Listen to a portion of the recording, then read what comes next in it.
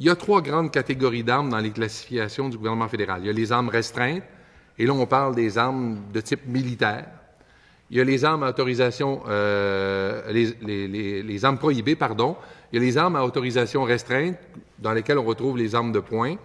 Donc, des armes qu'on peut se procurer, mais avec un certain nombre de réserves et de restrictions.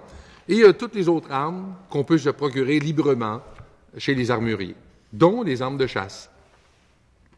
Et dans cette grande catégorie d'armes qu'on peut se procurer librement chez les armuriers, on va chez la Tulipe après-midi, puis on peut trouver les armes en question.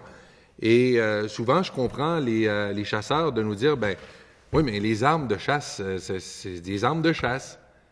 Mais vous démontrez bien dans votre mémoire que toute une série d'armes, on les voit là, puis ça fait frémir. Toute une série d'armes qui ne sont pas conçues pour tuer du gibier, qui sont conçues pour tuer d'autres êtres humains, qui sont des armes dont l'achat, aujourd'hui, est tout à fait légal. Et d'ici à ce que le gouvernement fédéral resserre sa classification, nous avons ici un rôle à jouer, qui est de faire en sorte que ces armes, qui ne sont pas des armes de chasse, puissent être enregistrées. Puis, évidemment, toutes les armes d'une façon générale.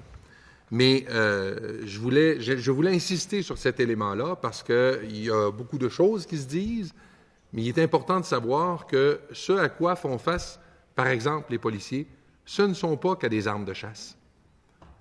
Il y a des armes de type militaire qui sont aujourd'hui, dont on peut se procurer, qu'on peut se procurer aujourd'hui même.